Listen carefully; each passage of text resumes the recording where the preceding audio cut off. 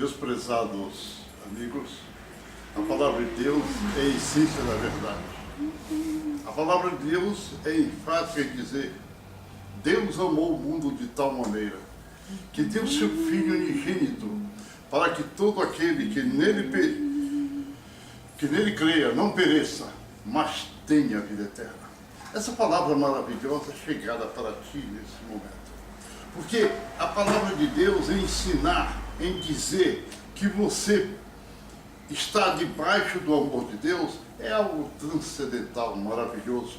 É algo que você pode compreender apenas com resquício de pensamento, mas se colocares plenamente o teu pensamento, tu não vais compreender. Sabe por quê? Porque o amor de Deus é muito grande, é inefável, é poderoso, é grandioso, é santo, e você precisa palmilhar, ao menos encostar nesse grande amor, porque aí você está aceitando a verdade. A verdade de Deus é maravilhosa.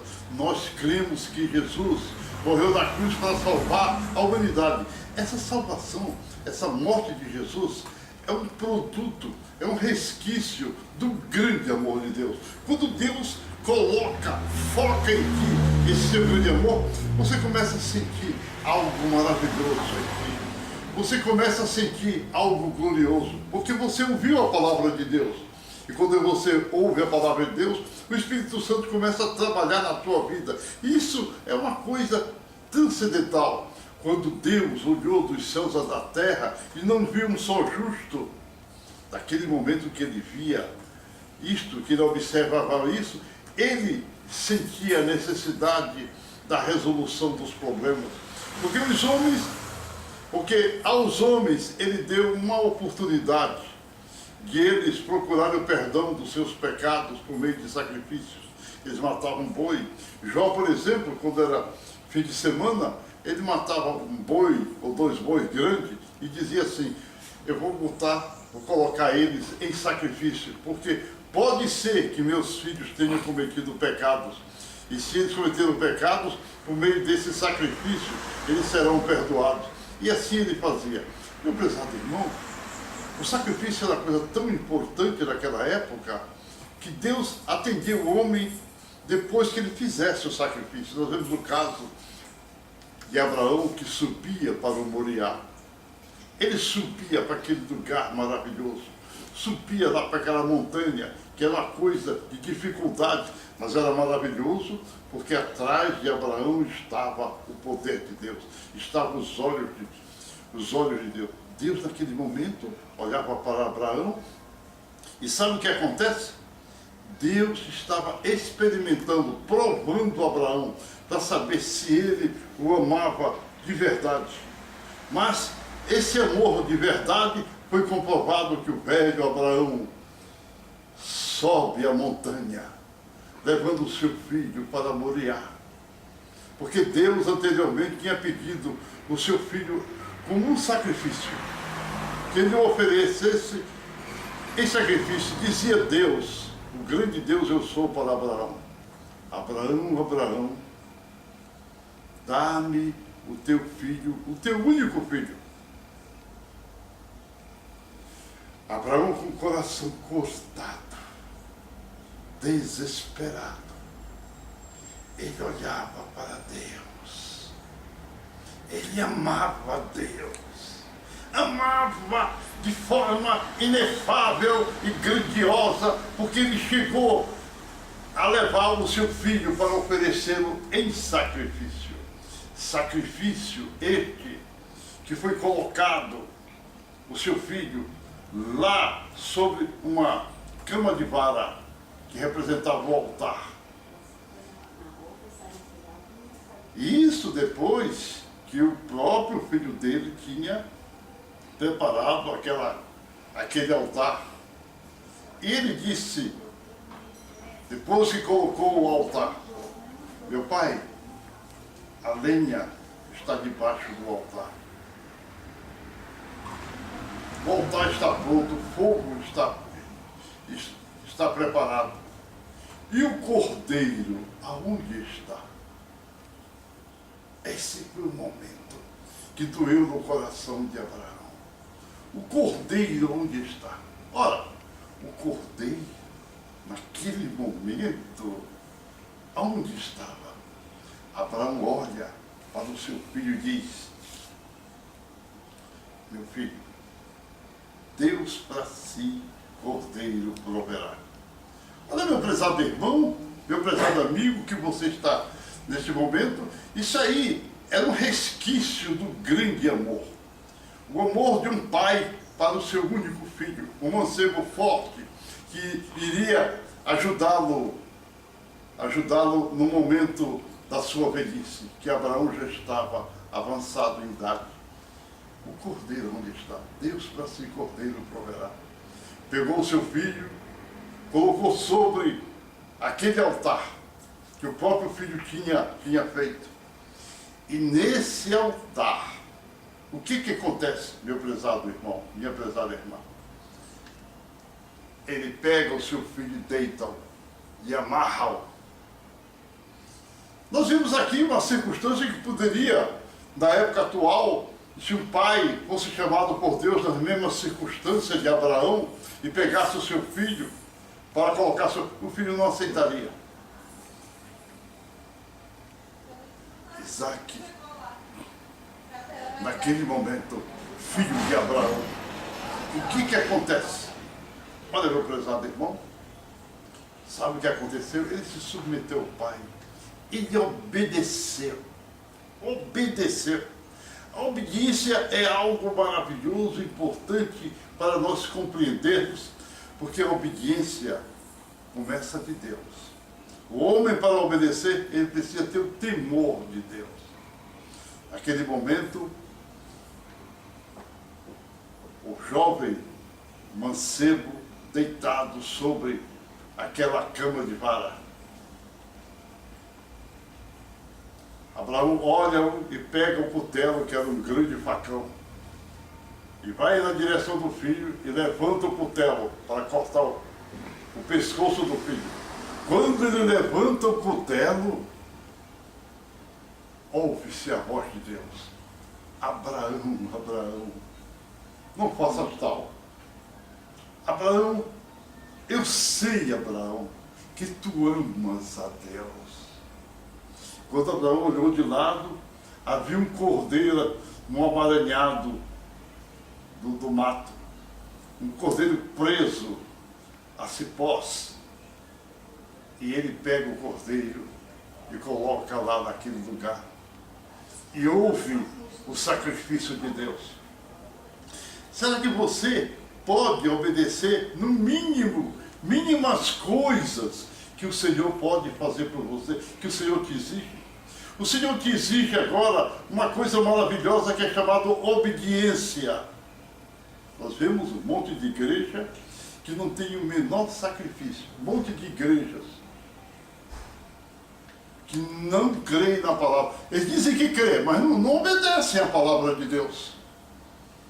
Um certo pastor, conversando comigo, que a igreja dele é a igreja pentecostal, e ele veio perguntar dentro da Bíblia. Eu mostrei para ele que a palavra pentecostal não é a vontade de Deus, não é? Não é a vontade de Deus. Eu digo: você, para ser correto, tem que retirar esse nome pentecostal da tua igreja, porque pentecostal é um nome proibido. Oséias 2:11. Ele olhou e disse, falou comigo, disse: mas olha, se eu tirar o nome pentecostal, a minha igreja vai esvaziar. Olha, meu prezado irmão, olha a situação que está nesse momento dos homens. Eles preferem os interesses próprios, o ganho de dinheiro dele, porque ele ganha dinheiro da igreja. E ele esquece da ordem de Deus. Quem deu amor? Abraão, quando naquele momento ia perder a coisa que mais ele amava, o seu único filho. O seu único filho estava ali naquele momento, era a coisa que mais ele amava. Ele abriu mãos, por amor de Deus, para obedecer a Deus. Será que você está disposto a obedecer a Deus? Será que você vai ter coragem dentro dessa igreja errônea de você ser pregado e dizer assim, olha, a vida de Cristo vai ser visível. Essa história que a Assembleia de Deus está ensinando, inclusive escreveu no Mensageiro da Paz, uma coisa errada. A vida de Cristo é visível. Todo olho verá. Nós vemos também ali em Atos capítulo 1 e 11, que diz que da forma que ele subiu, ele há de descer.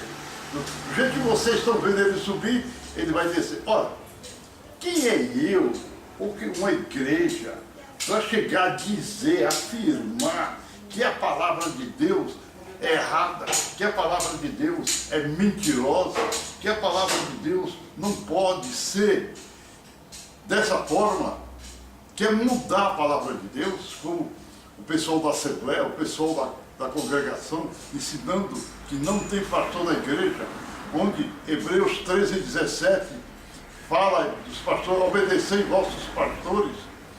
Efésios 4 e 11 diz que Deus deu uns para pastores.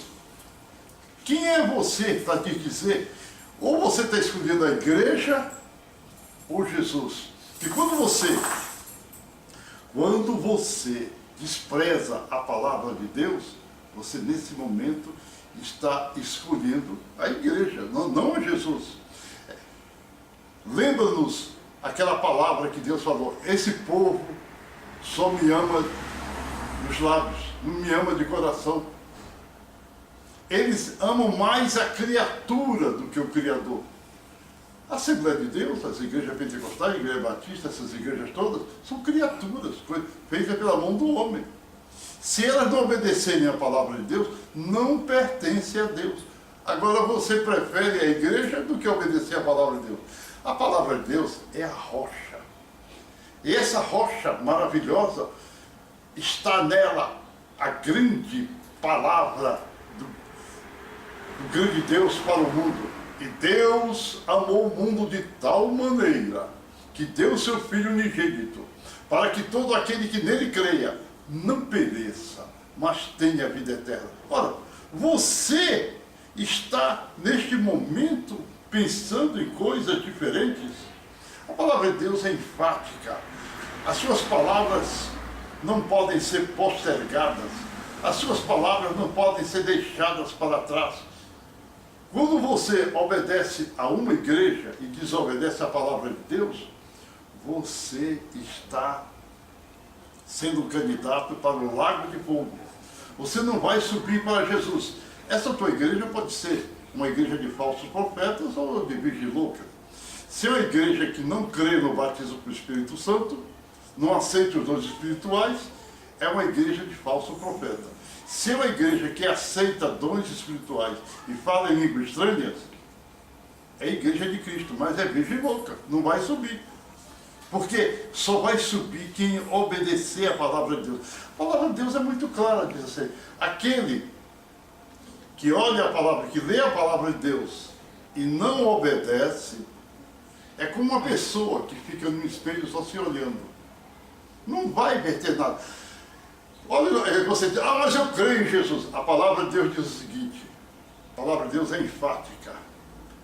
Jesus falou, aquele que crê em mim, como dizem as Escrituras, rios de água viva fluirão do seu interior. Você tem que crer em Jesus como diz as Escrituras, não como diz a Assembleia, não como diz a igreja, a congregação cristã, que diz que não pode pregar na rua. Você vê Jesus pregando em praça pública quando ele ganhou, quando houve a salvação de Zaqueu. Então, meu prezado irmão, deixe essas igrejas, procura a redenção, me escreve. Você tem o meu e-mail. Quando você tem o meu e-mail, aí você pode me escrever, está o endereço no vídeo.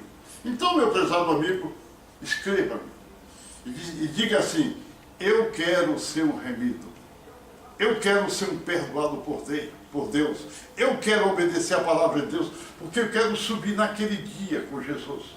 E se você não quiser subir aquele dia com Jesus, você não poderá ter essa intenção maravilhosa. Se você quer subir naquele dia com Jesus, você terá o desejo de obedecer a palavra de Deus, não desobedecer. Porque se você desobedece, você não está aceitando o grande amor de Deus. Ou você pensa que o amor de Deus é dar comida para você, ou você pensa que amor, a palavra de Deus mostra os vários dons. Dom de profecia, dom de língua, dom de revelação, dom de visão. E diz que o maior dos dois é amor. Quando você tem amor, todos os outros dois cessam. O que você pensa que é amor? Será que você pensa que é amor, como os espíritas pensam? Que amor é dar esmola, ajudar os outros? Não, meu amigo. Amor é palavra de Deus. Quando você fala a palavra de Deus para alguém, você está transmitindo amor. Quando você vai dar uma comida para um pobre, ou um dinheiro para um necessitado, ou ajudar uma casa que guarda necessitados, você dá dinheiro, você está praticando boas obras. Não é amor, boas obras. Amor é quando você envia a palavra de Deus para os outros. É quando você prega a palavra de Deus para os outros. Porque a palavra de Deus é luz, é bênção, é alimento para nossas almas. O teu espírito, o espírito das pessoas, ficam completamente desorientados, ficam completamente paralisados. Vivem paralisados, porque não tem a palavra de Deus. Quando você fala da palavra de Deus, eles vão aceitar o Senhor. Senhor amado, abençoa essas pessoas, salva as suas almas. Ó Jesus, toca nessas pessoas. Se você tiver uma enfermidade, chegue perto do teu filho agora, que eu vou repreender a enfermidade. Sai enfermidade em nome de Jesus. Você vai ser curado e me escreva que foi curado, porque muitos têm sido curados. Amém, amém, amém.